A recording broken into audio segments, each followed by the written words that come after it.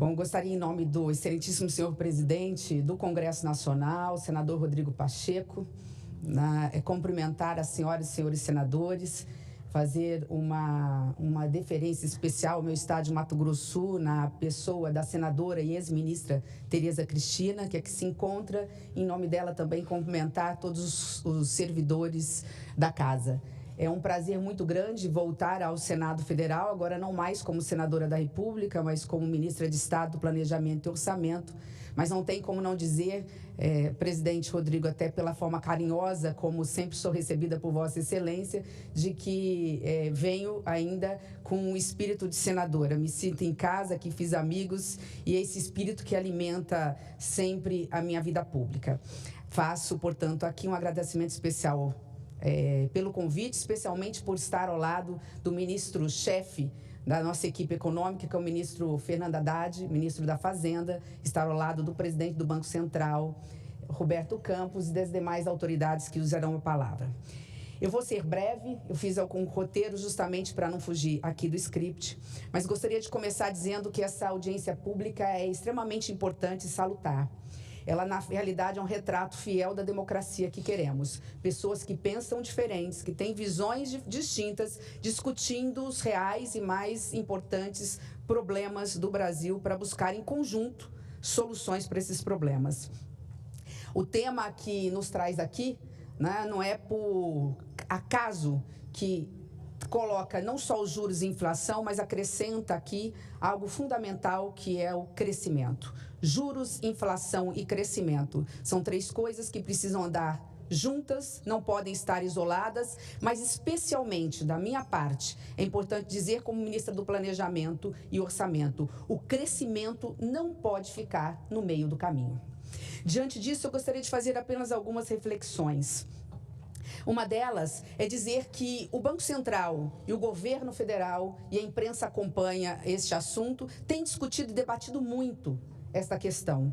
E é importante que o faça, cada um na sua visão. O governo faz uma relação muito forte entre crescimento e taxa de juros. O Banco Central entre taxas de juros e inflação. O governo está a dizer, nosso governo está a dizer, é impossível crescer. Temos um crescimento sustentável, duradouro e inclusivo, com alta taxa de juros. O Banco Central dizendo, mas taxas de juros baixas, nós pagaremos um preço que seria o aumento da inflação. Não há contradição, é importante que se diga, nessas afirmações. Da mesma forma que não há contradição, presidente Rodrigo Pacheco, quando nós dissemos que sim, o Banco Central é responsável pela política monetária, que tem sempre decisões técnicas, mas também afirmar que tem que sempre ter foco nas políticas públicas e no crescimento do Brasil. Não há contradição em dizer o Banco Central é autônomo, e é bom que o seja. A autonomia do Banco Central é importante para a estabilidade econômica. Mas, e portanto, o governo não interfere nas decisões técnicas do Banco Central, mas o Banco Central também não pode considerar que as suas ações são apenas técnicas. São técnicas, mas também são decisões que interferem na política, especialmente os seus comunicados e as suas atas. Diante de tudo isso, eu quero reforçar que tem razão o Congresso, o Banco Central, quando diz que nós não podemos descuidar da inflação. É o pior e mais perverso imposto a se pagar no Brasil, e quem paga esse preço é a população mais carente, os mais pobres. Não há contradição, porém, em ter uma economia mais pujante, querer uma economia mais pujante, gerar emprego e renda com crescimento sustentável e duradouro. A pergunta que deixo, e a reflexão que deixo e é esta que realmente importa, o que está gerando a inflação? E como combater essa inflação?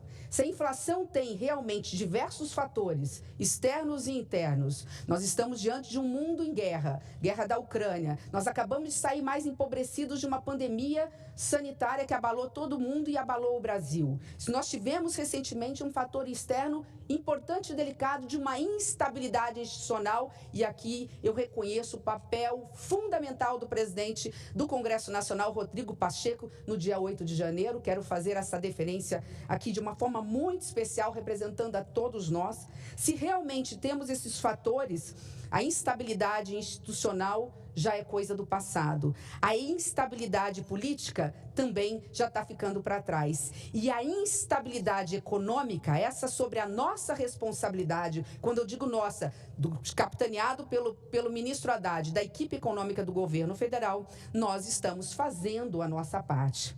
Eu sei que não se pode... não se baixa a febre quebrando o termômetro, mas o termômetro é necessário como um fator de se analisar, né, a temperatura e ver o diagnóstico para se buscar a cura. Da mesma forma, nós entendemos na política. É importante ter o termômetro social, ter o diagnóstico. Nós temos o diagnóstico. E o termômetro social é grave. É grave a ponto do Brasil estar entre as 10 economias, 10 países mais desiguais do planeta Terra. Essa desigualdade, ela é estrutural e ela é perversa, porque ela é maior entre mulheres do que homens, entre negros do que brancos, nas regiões mais pobres como o Norte e Nordeste do que no Sudeste. Esse fator é decisivo para entender que a cara mais pobre do Brasil, ela vai se refletir de forma muito direta no futuro do Brasil, que são as nossas crianças. Elas pagam um preço muito alto. A miséria, ela começa na primeira infância e ela se consolida lá no ensino médio, na juventude. Isso tudo para dizer, indo aqui já para os minutos finais da minha fala, que o Brasil tem crescido muito pouco nas últimas décadas. Nós crescemos menos de 1% em média nas últimas 3 décadas. Há algo de muito errado. É preciso entender que temos que ter paciência, planejamento, não podemos ter assodamento, é verdade, ter equilíbrio e racionalidade. É necessário planejar o futuro a médio e longo prazo e é preciso ter políticas econômicas certeiras. Nossa equipe econômica, ministro Haddad, o governo federal sabe onde quer chegar e o que precisa ser feito. Nós precisamos ter crescimento com produtividade. Por isso é que o nosso ministério, capitaneado pelo ministro Haddad, ajudou na elaboração do arcabouço fiscal. Sabemos intramuros que temos que fazer um dever de casa, que não podemos gastar mais do que arrecadamos e que temos que zerar o déficit público nos próximos anos e a nossa meta é zerá-lo em 2024. Sabemos que isso significa dar um ambiente macroeconômico mais favorável para baixar os juros, mas também temos a necessidade de estar com o Congresso Nacional a responsabilidade de aprovar a nossa tão sonhada reforma tributária. É ela, sim, que vai garantir o crescimento sustentável duradouro do Brasil. Vai impactar de imediato no crescimento do PIB, além do que já crescemos, da ordem de pelo menos, segundo estudos, pelo menos 1% ao ano, fora o crescimento real hoje. Então, diante de todas essas situações, entendo e não poderia encerrar sem dizer isso, que o crescimento que queremos é o crescimento de produtividade. Só tem crescimento de produtividade um país que qualifica seu trabalhador, mas que cuida das nossas crianças desde a primeira infância num sistema educacional público de qualidade. Ou nós enfrentamos que a responsabilidade é de todos nós, do Congresso Nacional, do governo federal, não só com recursos, mas numa ampla coordenação do ensino público no Brasil, básico do ensino, especialmente da primeira infância e do ensino médio, ou daqui 10 ou 15 anos, nós estaremos discutindo taxa de juros, inflação e baixo crescimento no Brasil. Da nossa parte, por fim, e não menos importante, nossa função é dar uma visão estratégica de país. O Brasil, o primeiro e talvez um dos mais importantes gestos do presidente Lula foi recriar o Ministério do Planejamento. Esse ministério tem foco.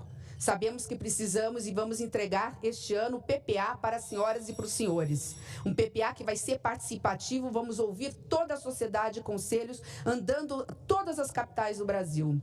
Uma LDO já com orçamentação de médio prazo. Eu falei só planejamento, nós estamos falando de orçamento participativo. Está tendo um equívoco, inclusive, na colocação via imprensa. Planejamento participativo, não orçamento participativo. E, por fim, né, diante disso, a nossa meta é planejar, elaborar e executar.